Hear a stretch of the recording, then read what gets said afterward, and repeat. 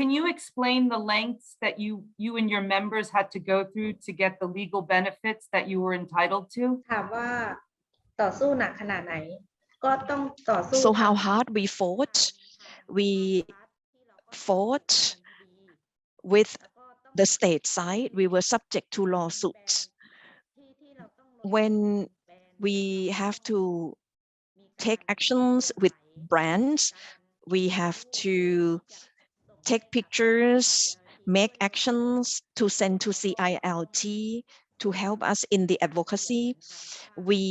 It's a risky fight when we take pictures in the showrooms of Victoria's Secret. We have to do things quickly, guerrilla style, and we have to do our best.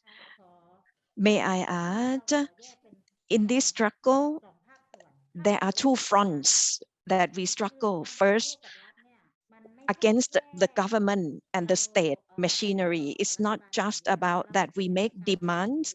We risk being prosecuted because Thailand is still governed by the emergency decree banning gathering of more than 50 people. So of course, now we had lawsuits in our pocket. In the labor movement, Christina, you probably saw that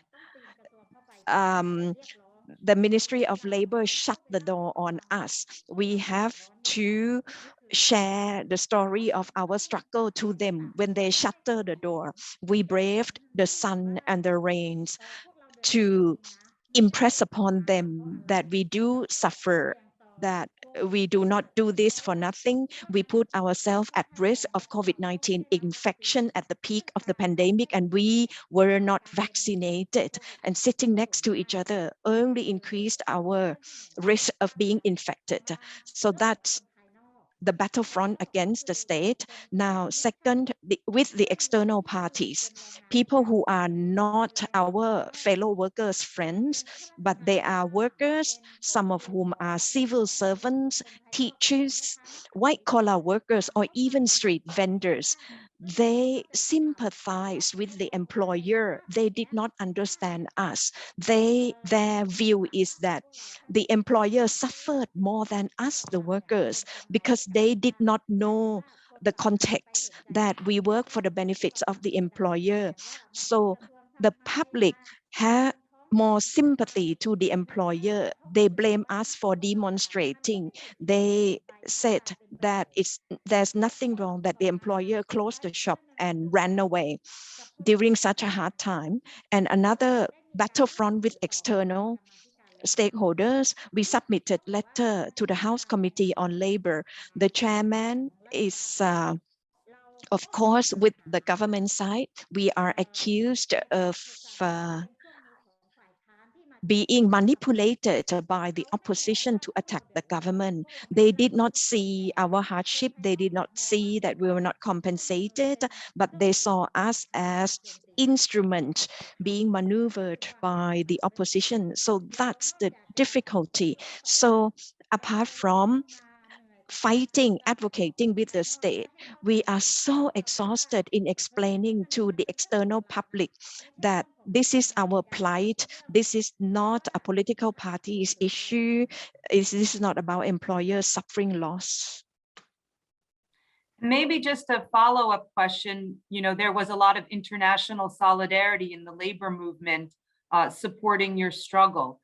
How was that interpreted with the membership? Was that a helpful tool for you? Or maybe you can explain a little bit about the international solidarity.